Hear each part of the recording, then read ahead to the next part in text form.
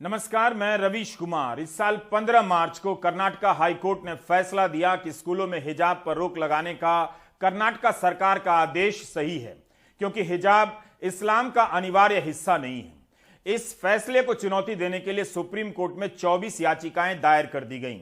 Justice Hemant Gupta और justice Sudhanshu Dhulia की bench ने 4 सितंबर से लेकर 22 सितंबर के बीच 10 दिनों तक सभी पक्षों को विस्तार से सुना। आज इस बेंच का फैसला आ गया। सुप्रीम कोर्ट की 2 जजों की बेंच ने इस सवाल पर विचार करने के लिए अब बड़ी बेंच के पास भेज दिया है, क्योंकि फैसले को लेकर दोनों जजों की राय अलग अलग रही है। जस्टिस सुधांशु धूलिया के हिसाब से हिजाब बैन का फैसला गलत है। जस्टिस हेमंत गुप्ता फैसले के पक्ष में हैं। हम इस फैसले पर आएंगे, लेकिन उससे पहले यह देखना भी जरूरी है कि अदालत तक पहुंचने से पहले इस मामले को लेकर सड़क पर क्या क्या हुआ।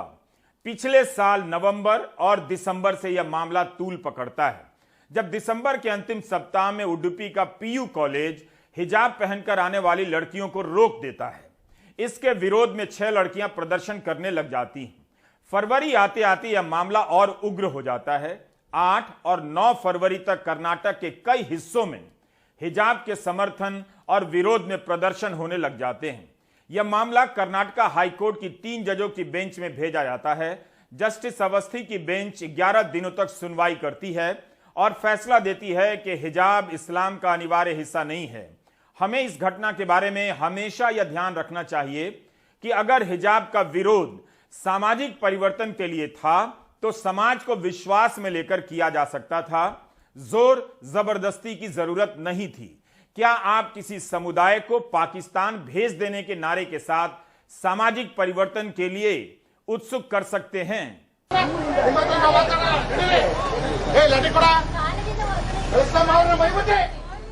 यह वीडियो उसी समय का है। हिजाब के समर्थन में आई लड़कियों पर पुलिस लाठी चार्ज करती है। हमारे सहयोगी नेहाल किदवई 18 फरवरी की अपनी रिपोर्ट में लिखते हैं कि मांड्या पुलिस से पूछा गया कि इन लड़कियों के साथ अपराधियों के जैसा क्यों सलूक हो रहा है, तब पुलिस ने इनकार कर दिया। लेकिन जब लाठी चार्ज का यह वीडियो भेजा गया, तब जांच की बात कही गई। तब तक यह मामला कर्नाटक हाईकोर्ट के संज्ञान में भी लाया गया कि पुलिस हिजाब पहनने वाली लड़कियों को डरा धमका रही है। इस दिन हाईकोर्ट में राज्य सरकार के एडवोकेट जनरल कहते हैं कि जहां जहां कॉलेज डेवलपमेंट कमेटी ने हिजाब को ड्रेस कोड में शामिल किया है, वहां हिजाब पर रोक नहीं है। सरकार 5 फरवरी के अपने आदेश को और भी बेहतर तरीके से पेश कर सकती थी।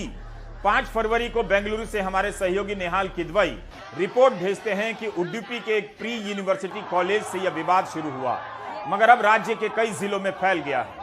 उडुपी के कुंदापुरा में दक्षिणपंथी विचारधारा की छात्राओं ने हिजाब के विरोध में जुलूस निकाली। हिजाब की प्रतिक्रिया में कुछ छात्राएं भगवा पट्टी और शॉल पहनकर प्रदर्शन में आई। मुस्लिम छात्राएं भी हिजाब पहनकर प्रदर्शन करने लग गईं।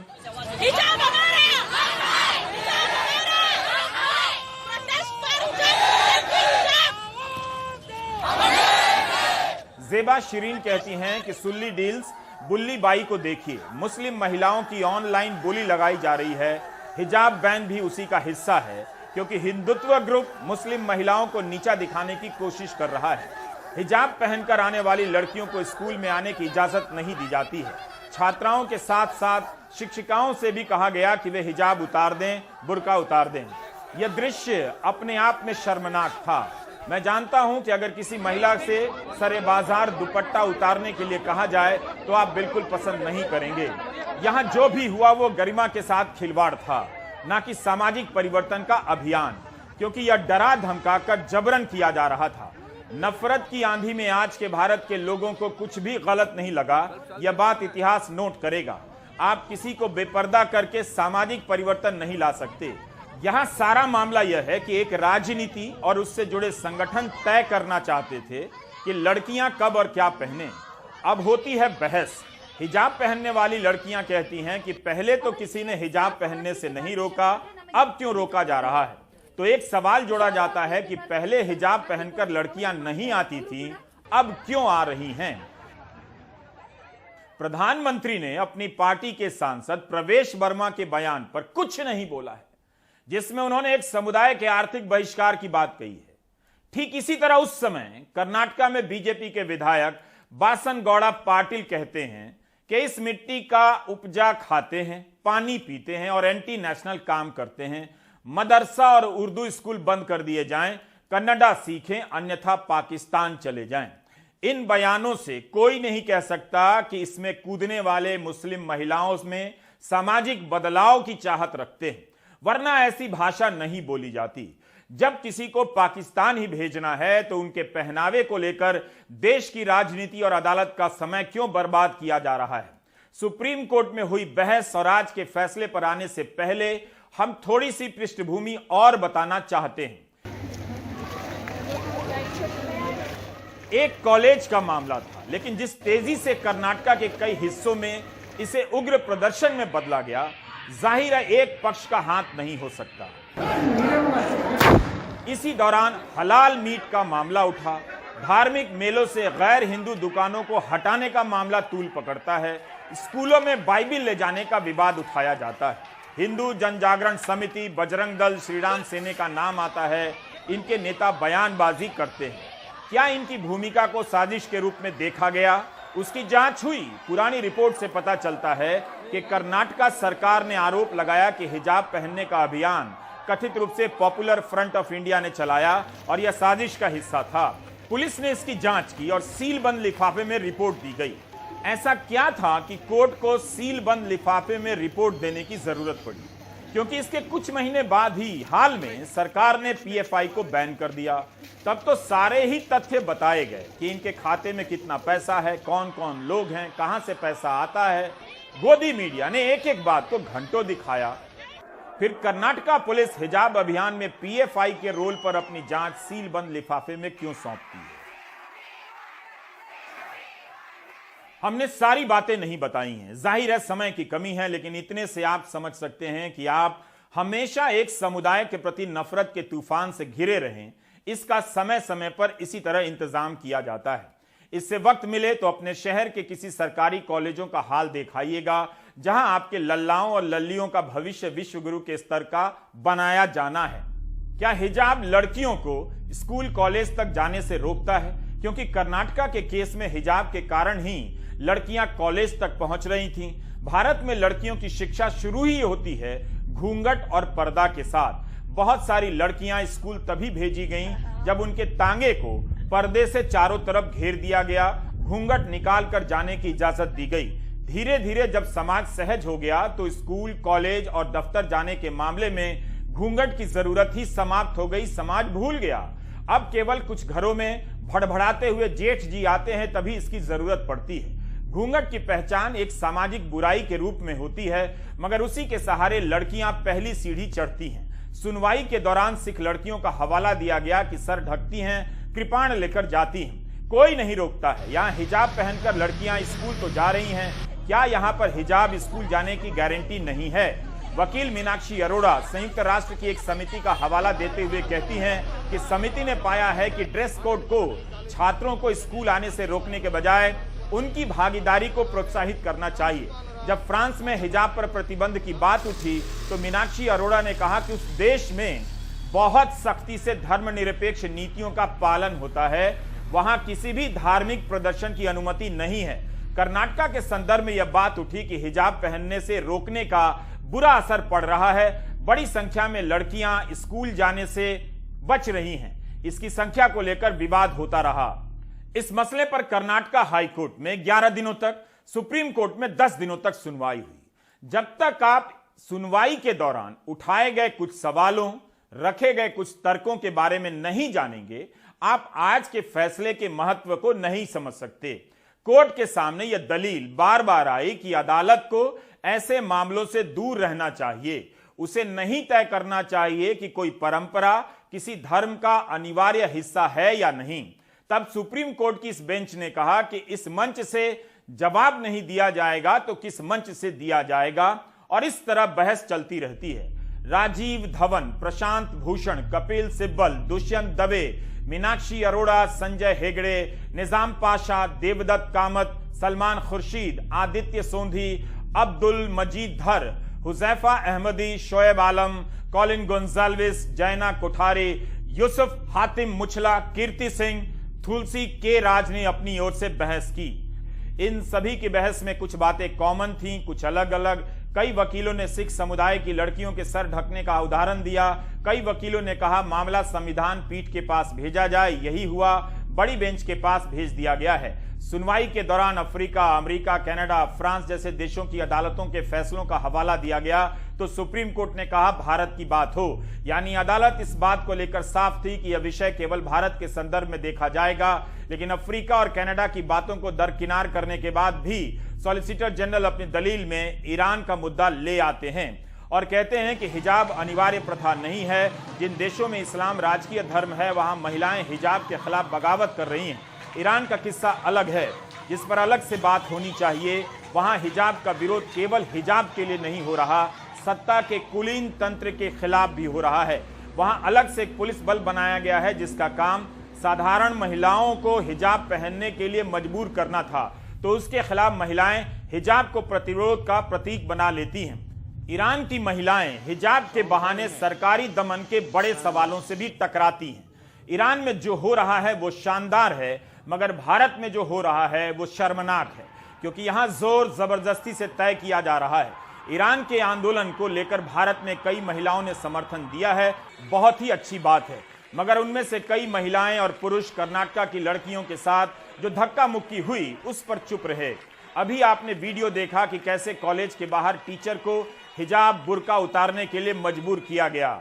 बहस अपने विषय से खूब भटकी और अपने सवाल पर लौटती रही कि क्या हिजाब इस्लाम का अनिवार्य हिस्सा है, क्योंकि धार्मिक स्वतंत्रता के अधिकार के तहत केवल अनिवार्य हिस्से को ही संरक्षण दिया जा सकता है। बहस के दौरान लगा कि इस मसले को सामाजिक प्रथा का हिस्सा मानकर सही या गलत ठहराया जा रहा है, तो कभी बात अनिवार्य हिस्से पर चली जाती थी। जस्टिस हेमंत गुप्ता, जस्टिस सुधांशु धूलिया की बेंच सुनवाई कर रही थी। क्या हिजाब इस्लाम का अनिवार्य हिस्सा है? इस बड़े सवाल के तहत बाकी सारे सवाल आते जाते रहे।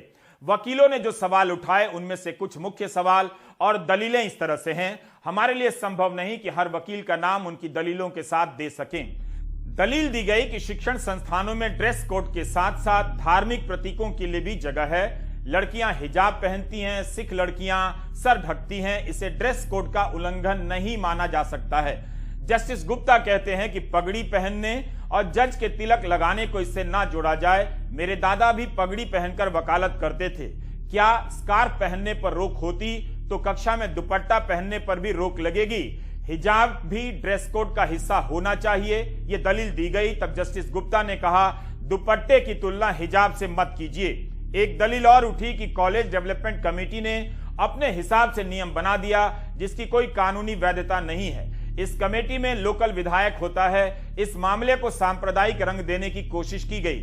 जस्टिस गुप्ता ने कहा कि ठीक है, आपको हिजाब पहनने का अधिकार है, लेकिन क्या आप इसे ऐसे स्कूल में पहनने पर जोर दे सकते हैं जहां एक निर्धारित वर्दी है।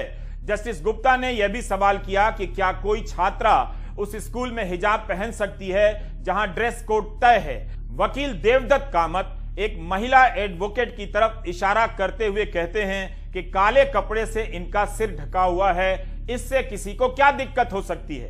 क्या इससे कोर्ट को कोई दिक्कत हो रही है? कामत ने कहा केंद्रीय विद्यालय के लिए 2012 में एक सर्कुलर आया जिसमें छात्राओं को यूनिफॉर्म के रंग का स्कार्फ पहनने की इजाजत दी जा सकती है, तो राज्य में क्यों नहीं? दलील दी गई कि अनुच्छेद 19 में माना गया है कि अभिव्यक्ति की स्वतंत्रता के अधिकार में पोशाक भी शामिल है। ड्रेस का विरोध नहीं है, बल्कि अगर ड्रेस के साथ हेड स्कार्फ भी पहनना चाहते हैं तो यह कैसे ड्रेस कोड का उल्लंघन माना जाएगा? क्या हेड स्कार्फ पहनने के अधिकार में कटौती की जा सकती है? फिर एक सवाल उठा कि स्कार्फ पहनने से किसके मौलिक अधिकारों का हनन होता है? देवदत्त कामत कहते हैं कि धार्मिक स्वतंत्रता के मौलिक अधिकार पर सिर्फ 3 चीजों में प्रतिबंध लग सकता है: पब्लिक ऑर्डर, नैतिकता और स्वास्थ्य। इस मामले में यह सिद्ध किया जाना चाहिए कि हिजाब पहनने से कैसे सार्वजनिक व्यवस्था बिगड़ जाती है। सलमान खुर्शीद कहते हैं कि इस्लाम में अनिवार्य और गैर अनिवार्य जैसी कोई बात नहीं। कुरान में जो कुछ है वो अनिवार्य है और पैगंबर ने जो व्याख्या दी है वह भी अनिवार्य है। अगर पवित्र किताब में लिखा है कि ईश्वर दयालु है, हमारे अपराध क्षमा करता है, तो इसका यह मतलब नहीं कि धार्मिक उसूलों और सिद्धांतों का पालन ना किया जाए। कर्नाटक हाईकोर्ट का फैसला कुछ नजरिए से भले ठीक है, लेकिन व्यवहारिक तौर पर गलत है। सलमान खुर्शीद पुट्टुस्वामी फैसले का हवाला देते हुए कहते हैं कि परिधान और दिखने की पसंद भी निजता का एक पहलू है। खुर्शीद ने यह भी कहा कि कई इस्लामिक देशों में लोग मस्जिदों में सर नहीं ढकते हैं, मगर भारत में ढकते हैं। जस्टिस गुप्ता ने ही एक टिप्पणी में कहा था कि अदालतें समाज और संस्कृति को देखकर फैसला लेती हैं। सवाल है कि एक आम दर्शक तक ये सारी बातें कहीं पहुंचती भी हैं? वही बातें पहुंचती हैं जो एजेंडा और प्रोपेगेंडा से ठेली जाती हैं। इतनी बहस अगर बेरोजगारी और महंगाई के आर्थिक कारणों पर हो जाती तो देश की राजनीति बदल जाती। इस देश के नौजवानों को व्हाट्सएप यूनिवर्सिटी के अलावा कुछ काम भी मिल जाता। वकील आदित्य सोंधी ने नाइजीरियाई सुप्रीम कोर्ट के एक फैसले का हवाला देते हुए कहा कि लागोस के पब्लिक स्कूलों में हिजाब के इस्तेमाल की अनुमति दी गई, इसलिए सरकार के आदेश को स्कूलों पर छोड़ देना चाहिए। आदित्य सोंधी कहते हैं कि एक नागरिक पर दो अधिकारों में से किसी एक को चुनने का बोझ नहीं होना चाहिए। यही वह स्थिति है जिसका सामना लड़कियां कर रही हैं। इसी बिंदु पर राजीव धवन कहते हैं कि आवश्यक प्रथाओं पर केरल हाईकोर्ट कर्नाटका हाईकोर्ट के बीच मतभेद है। केरल हाईकोर्ट इसे आवश्यक मानता है। हम जानते हैं कि आज जो कुछ भी इस्लाम के रूप में आता है उसे खारिज करने के लिए बहुसंख्यक समुदाय में बहुत असंतोष है। हम देख सकते हैं कि गौ हत्या के मामले में क्या हो रहा है। अब 500 पूजा स्थलों पर मामले दाखिल किए गए हैं। आए दिन एक समुदाय को टारगेट किया जाता है। छात्राओं के साथ मारपीट तक हुई है। हम यह चाहते हैं कि अदालत पृष्ठ ना बने मगर पंडित बनकर तय करे कि कानून क्या है। धवन कहते हैं कि जजों को धर्म के मामले में न्यायविद नहीं बनना चाहिए। गोदी मीडिया की एंकर इतनी मेहनत कर ये सारी बातें आपको नहीं बताएंगे क्योंकि वे चाहते हैं कि आप बस भीड़ बने रहें ताकि आपको जब मर्जी हो जिस दिशा में हो हाँका जा सके। राजीव धवन ने एक और महत्वपूर्ण बात कही, हिजाब पूरे देश में पहना जाता है। यह इस्लाम में एक उचित और स्वीकार्य प्रैक्टिस है और विजय इमैनुअल मामले में कोर्ट ने तय किया था कि अगर यह साबित होता है कि कोई प्रैक्टिस उचित और स्वीकार्य है तो उसे इजाजत दी जा सकती है। अभी कुछ दलीलें और हैं जिन्हें हम सार संक्षेप में आपको बताना चाहते हैं। वकील अहमदी कहते हैं कि राज्य का काम विविधता को प्रोत्साहित करना है, ना कि प्रथाओं पर रोक लगाना। अगर कोई हिजाब पहनकर स्कूल जाती है तो कोई दूसरा क्यों भड़के? यदि यह उकसाता है तो आपको इसका समाधान करना होगा, अन्यथा आप किसी को धमकाने की अनुमति दे रहे हैं। जो छात्र मदरसों तक ही सीमित थे उन विशेष वर्ग के छात्रों को रूढ़ियों से निकालकर धर्मनिरपेक्ष शिक्षा में शामिल किया जा रहा था। लेकिन आज यदि आप उसे इस तरह से बर्ताव करेंगे तो क्या प्रभाव होगा? उन्हें मदरसों में वापस जाने के लिए मजबूर किया जाएगा। कपिल सिब्बल भी कहते हैं कि अनुच्छेद 19 के अनुसार अगर पोशाक पहनना अभिव्यक्ति का हिस्सा है तो इसी अनुच्छेद के तहत सीमाएं भी ढूंढनी होंगी जिसे शालीनता और नैतिकता की कसौटी पर परखा जा सके। इसलिए यह सवाल संवैधानिक बेंच के पास भेजा जाए। दिगंबर कामत जो वकील हैं उन्हीं की तरह दुष्यंत दवे भी धुआंधार बहस करते हैं। उनका तर्क था कि हिजाब पहनकर किसी की भावना को ठेस नहीं पहुंचाई गई है। न्यायालय का एक ही धर्म है संविधान और उसी की कसौटी पर इसका फैसला हो। अल्पसंख्यक समुदाय को हाशिए पर रखने का एक पैटर्न सा चल रहा है। अगर कुछ देशों में हिजाब बैन है तो अमेरिका, मलेशिया जैसे कई देशों में महिलाएं हिजाब पहनना भी चाहती हैं। इसमें जो सवाल हम लोगों ने रेज करे थे वो ये थे कि पहली बात तो इस तरह का रिस्ट्रिक्शन लगाना कि भाई आप कॉलेज वगैरह में हिजाब नहीं पहन सकते, ये हमारा जो मौलिक अधिकार है धारा 19 में कि हम अभिव्यक्ति की जो आज़ादी है उसमें पहनने की भी आज़ादी को सुप्रीम कोर्ट ने माना है कि जो हम पहनावा चाहते हैं वो हम पहन सकें, और उस पर इस तरह का रोक लगाना ये बिल्कुल अनरीज़नेबल है क्योंकि इस आज़ादी पर रोक सिर्फ इस आधार पर लगाया जा सकता है। पहली बात तो रीज़नेबल रिस्ट्रिक्शंस लगाए जा सकते हैं, दूसरी बात कानून से लगाए जाने चाहिए, और तीसरी बात सिर्फ इन आधार पर कि security of the state, friendly relations with other states, public order, decency, morality, contempt of court, सिर्फ इन आधार पर उस पर रिस्ट्रिक्शंस लगाए जा सकते हैं। तो इसका हिजाब पर रोक लगाने का इन सब्जेक्ट से कोई मतलब नहीं था, तो इसलिए ये बिल्कुल अनरीजनेबल रिस्ट्रिक्शन था। दूसरा हम लोग ने ये बोला था कि आप सिर्फ एक मुस्लिम कम्युनिटी, जो मुस्लिम लड़कियां जो ड्रेस पहनती हैं उस पर रोक लगा रहे हैं, और उसका आधार ये ले रहे हैं कि भाई ये तो उनकी रिलीजियस आइडेंटिटी दिखाता है, हम ये नहीं चाहते कि कोई रिलीजियस आइडेंटिटी कॉलेज में दिखाई जाए। तो फिर आप दूसरे जो रिलीजियस आइडेंटिटी दिखाते हैं, जैसे क्रिश्चियन लोग क्रॉस पहनते हैं, सिख लोग पगड़ी पहनते हैं, हिंदू लोग तिलक लगाते हैं, इनके ऊपर आप क्यों नहीं रिस्ट्रिक्शन लगा रहे? तो ये तो बिल्कुल डिस्क्रिमिनेटरी हो गया रिलीजन के आधार पर। तीसरा हम लोग ने ये बोला था कि आर्टिकल 25 मौलिक अधिकार देता है कि हम अपनी रिलीजन प्रैक्टिस कर सकते हैं, और उसमें रिलीजन में जो हमारी रिलीजियस ड्रेस है, जो कल्चर है, इन सब को भी प्रैक्टिस कर सकते हैं। हाई कोर्ट अनफॉर्चुनेटली इस आधार पर चला गया कि भाई ये कोई एसेंशियल रिलीजियस प्रैक्टिस नहीं है, यानी कि उस रिलीजन के लिए कोई ज़रूरी नहीं है ये हिजाब पहनना, उसमें जाने की ज़रूरत ही नहीं थी। कर्नाटक सरकार की तरफ से solicitor general Tushar Mehta, attorney general P नबदगी और एएसजी केएम नटराज ने अपने अपने पक्ष रखे। इन तीनों ने कर्नाटक सरकार और कर्नाटक हाईकोर्ट के फैसले के बचाव में अपनी बातें रखी। मीडिया में आपको हिजाब बैन ही सुनाई देगा, लेकिन सुप्रीम कोर्ट में सॉलिसिटर जनरल तुषार मेहता ने अपनी मुख्य बातों में इस बात को रेखांकित किया कि सरकारी आदेश में कहीं नहीं लिखा है कि हिजाब बैन है, ये सभी धर्मों के लिए है, लेकिन यह मुद्दा जाना ही जाता है हिजाब बैन के नाम से। तुषार मेहता ने एक और बात कही कि याचिकाकर्ताओं द्वारा कोई दावा नहीं किया गया कि हिजाब पहनना अनादिकाल से एक प्रथा है। एक दिन इसका भी वक्त आएगा कि अदालतें यह तय करने बैठेंगी कि हम अनादिकाल कैसे तय करें, कहां तक मानें, इसकी समय सीमा क्या होनी चाहिए। तुषार मेहता ने यह भी कहा कि भगवा गमछे को अनुमति है, ना हिजाब को। हाईकोर्ट के फैसले में कोई ड्रेस निर्धारित नहीं। छात्र ऐसी पोशाक पहनेंगे जो समानता और एकता के विचार को बढ़ावा दे। स्कूल में किसी विशेष धर्म की कोई पहचान नहीं है, आप केवल एक छात्र के रूप में वहां जा रहे हैं। जस्टिस हेमंत गुप्ता ने लिखा है कि भारतीय संविधान में भले ही धर्मनिरपेक्षता की अवधारणा पश्चिम से आई होगी, लेकिन इसने भारत में अपना एक व्यापक स्वरूप भी इख्तियार किया है, जिसका अलग इतिहास भी है और पहचान भी। पंथ निरपेक्ष का इस्तेमाल धर्म निरपेक्ष से अलग होता है, लेकिन धर्म ज्यादा संपूर्ण है, उसके मूल्य कभी नहीं बदलते। धर्म ही समाज और नागरिक के जीवन का उत्थान करता है। लेकिन जस्टिस सुधांशु धूलिया की राय अलग है। जस्टिस धूलिया एक सवाल उठाते हैं कि क्या हम आवश्यक धार्मिक प्रथाओं को अलग कर इस स्थिति से नहीं निपट सकते। कोर्ट का मूल सवाल था कि क्या हिजाब इस्लाम का अनिवार्य हिस्सा है, और जस्टिस धूलिया पूछ रहे हैं कि क्या इस सवाल के बिना हम इस स्थिति से नहीं निपट सकते थे। ये बेहद अहम सवाल है, क्योंकि हिजाब के नाम पर तनाव के हालात बनाकर उसकी जवाबदेही से बचने के लिए अनिवार्य पहलू का सवाल पैदा किया गया।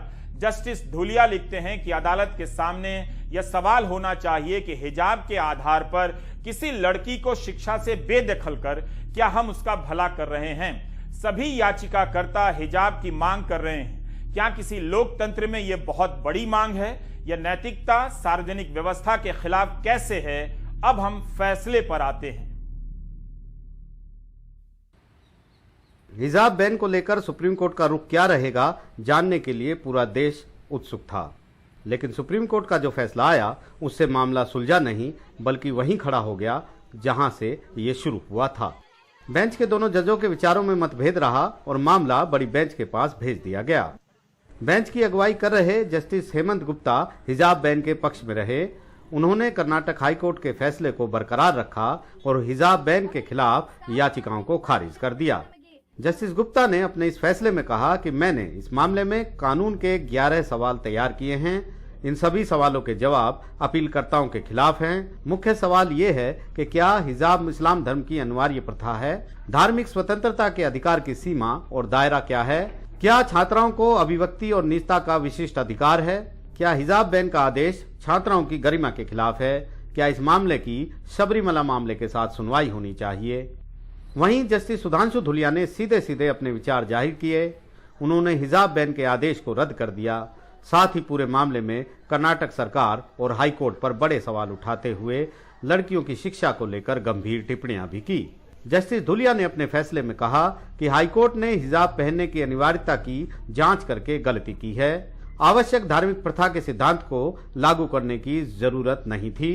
ये मामला अभिव्यक्ति की आजादी का है, छात्राओं की पसंद का है, न इससे ज्यादा न इससे कम। इससे बड़ा असर लड़कियों की शिक्षा पर पड़ा, जो पहले ही खासकर ग्रामीण और अर्ध शहरी क्षेत्रों में कठिनाइयों का सामना कर रही हैं। क्या ऐसा अतिरिक्त प्रतिबंध लगाने से उनका जीवन बेहतर होगा? स्कूल जाने से पहले उनको अपनी मां की दैनिक कार्यों में, सफाई आदि में मदद करनी पड़ती है। अन्य कठिनाइयां भी हैं। मैंने सभी अपीलों को स्वीकार कर लिया है। मैं कर्नाटक हाईकोर्ट के आदेश को रद्द करता हूं। साथ ही हिजाब बैन के सरकारी आदेश को भी रद्द किया जाता है। There is a split opinion given. Justice Hemant Gupta ने कर्नाटका का जियो और कर्नाटका के हाईकोर्ट को सही माना है और जस्टिस धूलिया ने उनसे डिफर किया respectfully and he has said कि एक गर्ल चाइल्ड बड़े मुश्किलों से अब पढ़ाई तालीम हासिल करने जाती है और उसको इस तरह से इस हिजाब की वजह से उसको स्कूल से कॉलेज में ना परमिशन दिया जाए, ये बिल्कुल गलत है। और उन्होंने उसमें उन्होंने 11-12 इश्यूज फ्रेम किए हैं और हेमंत गुप्ता साहब ने हमारी अपील्स खारिज कर दी है। जस्टिस धूलिया ने हमारी अपील्स को अलाउ किया है। इसी के साथ दोनों जजों की राय में मतभेद होने के बाद मामले को मुख्य न्यायाधीश के पास भेज दिया है ताकि एक बड़ी पीठ का गठन किया जा सके। लेकिन इस फैसले के बाद कर्नाटक में हिजाब बैन अभी लागू रहेगा। जब तक बड़ी बेंच मामले की सुनवाई नहीं करती, तब तक हिजाब बैन की पुष्टि करने वाला कर्नाटक हाई कोर्ट का 15 मार्च का आदेश प्रभावी रहेगा। जितना बड़ा ये कानूनी मुद्दा है, उससे कहीं बड़ा ये राजनीतिक मुद्दा है और धार्मिक भी। 2 जजों ने अपनी राय दे दी है। अब जनता तय करे कि वो किसकी राय से इत्तेफाक रखती है। लेकिन कानूनी तौर पर अब 3 जजों की बेंच ही तय करेगी कि वो किस जज के पक्ष में है। फिलहाल अब दलीलें वही रहेंगी, केस वही रहेगा, पक्षकार वही रहेंगे, लेकिन जज बदल जाएंगे। नए सिरे से फिर कवायद शुरू होगी, फिर सुनवाई शुरू होगी और एक बार फिर अभी की तरह हम लोग भी पूरे देश के साथ इस नए फैसले का इंतजार करेंगे। यानी अब हम वहीं पहुंच गए हैं जहां पहले खड़े हुए थे। नई दिल्ली से राजीव रंजन के साथ आशीष भार्गव, एनडीटीवी इंडिया। हमारे सहयोगी आशीष भार्गव ने हर सुनवाई को कवर किया और हर वकील की दलील के साथ साथ नोट भी भेजते रहे। यह काम आसान नहीं था। कानूनी भाषा कितनी जटिल होती है, उसका साथ के साथ हिंदी में अनुवाद कर न्यूज रूम में भेजना चुनौती भरा काम है। आशीष भार्गव के नोट्स नहीं होते तो आज का प्राइम टाइम तैयार करना और मुश्किल हो जाता। तो शुक्रिया आशीष का, और आप ब्रेक ले लीजिए।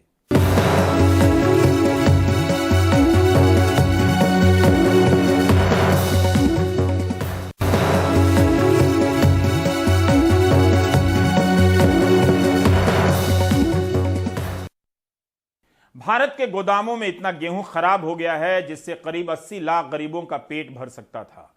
बीते 2 सालों में हरियाणा के सरकारी गोदामों में 42,000 मीट्रिक टन गेहूं बारिश की वजह से सड़ गया।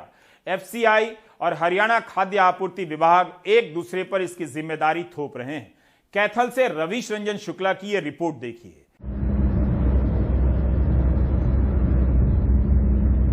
सरकारी गोदामों में गेहूं के सड़ने की कहानी की शुरुआत कैथल में पुंडरी के इस खुले सरकारी गोदाम से होती है।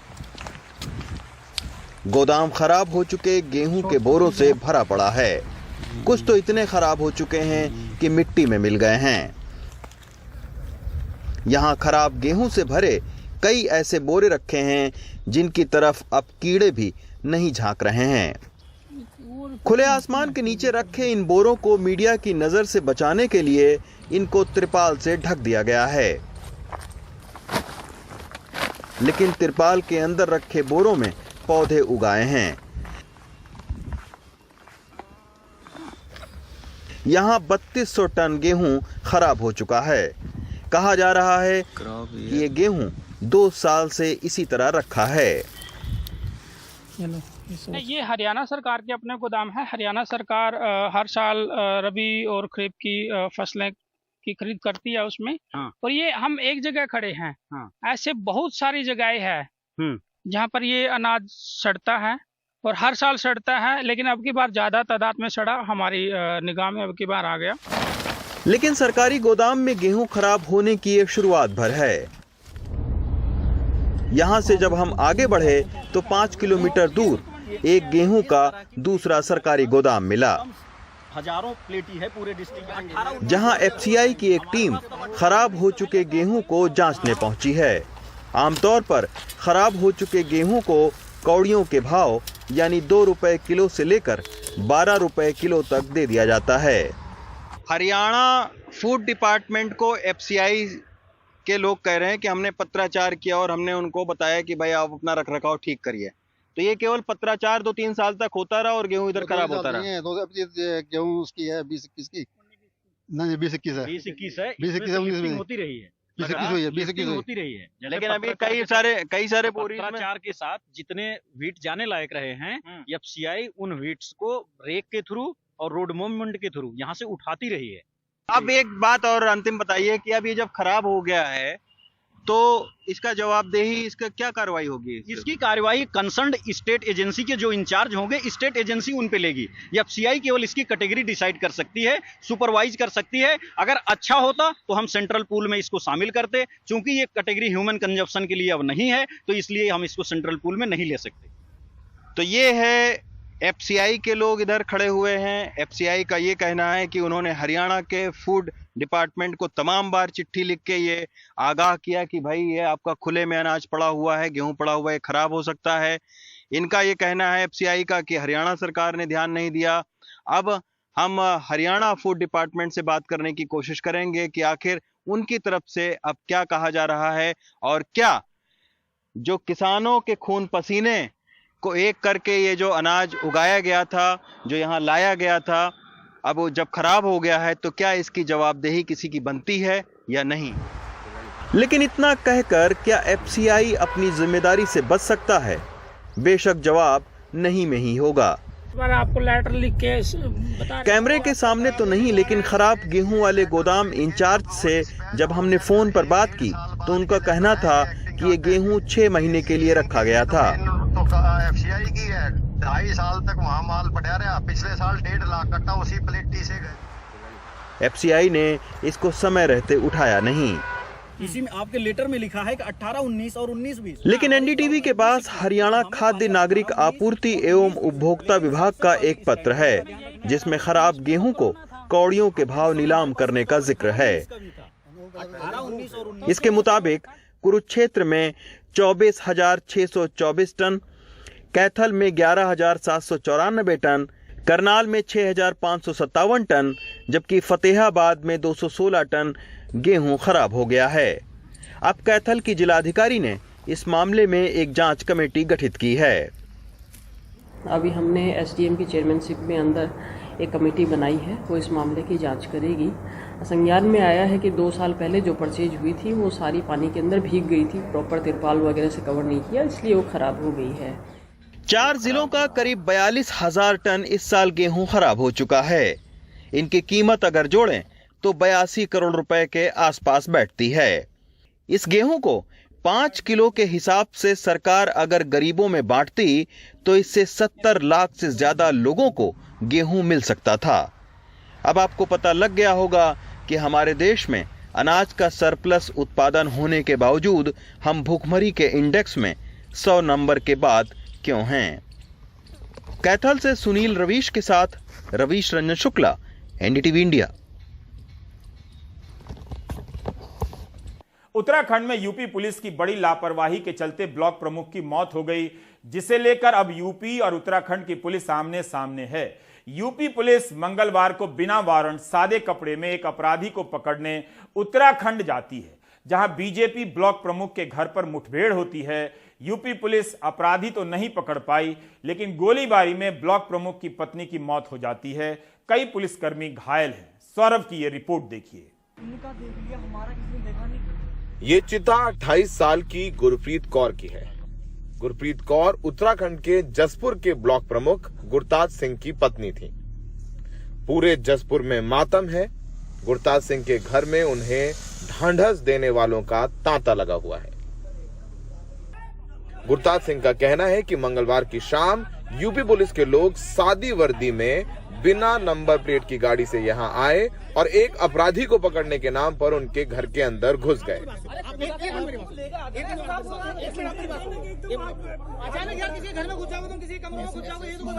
जब गुरताज सिंह ने पुलिस से बाहर आकर बात करने को कहा तो यूपी पुलिस की तरफ से फायरिंग हुई, जिसमें गुरताज की पत्नी की मौत हो गई।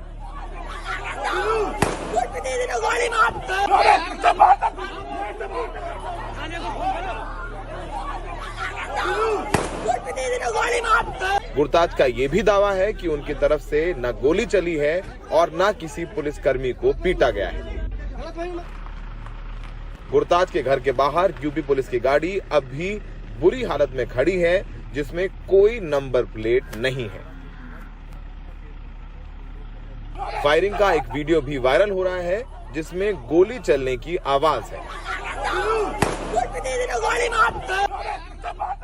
इस वीडियो में यूपी पुलिस सिविल कपड़ों में पिस्टल के साथ नजर आ रही है। गोली नहीं चली उनके ऊपर, कुछ नहीं है। उनका एक फायर हुआ है, उसके बाद उन्होंने जाते समय 1-2 हवाई किए हैं और उनकी सीधी जो पहला फायर हुआ है वो सीधा उसके लग गया, आपकी पत्नी के लग गया। हाँ, पहली गोली उनके लग गई और उसके बाद हम उसे उठा के मैं संजीवनी हॉस्पिटल ले गया, तो वो जो पुलिस वाले 4 लोग हमने पकड़ के उन्ना पुलिस को दे दिए। जब वो यहाँ से भागे, उन्होंने जो जाके वहाँ पे बताया, उन्होंने तुरंत उस कॉन्फ्रेंस कर दी। उनको जब दिन में यहाँ की कॉन्फ्रेंस हुई है, यहाँ के डीजी साहब ने, एसएसपी साहब ने, सब ने यहाँ पे पूरी फोरेंसिक जांच कराई। उन्होंने हर चीज़ का जायजा लिया, चेक किया। इनके वाइपन मिले, जिस वाइपन से इंजरी हुई है वो पिस्टल यहाँ मिला, उसका खोखा यहाँ मिला, इनकी गाड़ी यहाँ मिली, इनके 4 फ़ोन यहाँ मिले। और सारी घटना, हम तो इनके यहाँ नहीं गए थे, यही हमारे घर पे आए थे। कोई इनके साथ कोई बदतमीजी नहीं हुई, कोई कुछ नहीं हुआ। लेकिन यूपी पुलिस की कहानी इससे बिल्कुल अलग है। यूपी पुलिस का कहना है कि वो एक अपराधी का पीछा करते हुए जसपुर में ब्लॉक प्रमुख के घर पहुंची। 50,000 का इनामी बदमाश यहाँ छुपा हुआ था, लेकिन वहां पहुंचने के बाद यूपी के पुलिस कर्मियों को पकड़ लिया गया, उनके साथ मारपीट हुई, उन पर गोली भी चलाई गई, जिसमें 6 पुलिसकर्मी घायल हैं। जिस घर में था उस घर में ये अपराधी गया, उसको पीछे पीछे पुलिस गई और वहाँ पे अपराधी को पकड़ा। उसके बाद जो घर के निवासी थे उन्होंने उसको छुड़ाने का प्रयास किया, उसको छुड़ा लिया, उसको भगाया। उसके बाद जो हमारी पुलिस है उसको बंधक बनाया, बंधक बना के उनके साथ मारपीट की गई है। मारपीट करने के बाद उनको गोली मारी गई है। 6 लोग हैं जो सीरियसली इंजर्ड हैं, राइट नाउ अभी अस्पताल में हैं। इसमें से 2 को गन शॉट इंजरी है, इसमें से एक का भी ऑपरेशन होकर वो ओटी से निकला। उधर उत्तराखंड पुलिस इस मामले में यूपी पुलिस पर घोर लापरवाही का आरोप लगा रही है। उत्तराखंड पुलिस ने यूपी पुलिस के कर्मियों के खिलाफ गुरप्रीत कौर की हत्या का केस दर्ज कर लिया है। यूपी पुलिस की पूरी लापरवाही है। यूपी पुलिस जो है यहाँ पर एक तो बिना बताए आई, हमको कोई आला अधिकारी को सूचना नहीं, कोई थाने को सूचना नहीं, आके जो है उनको यहाँ का कोई स्थिति का ज्ञान नहीं।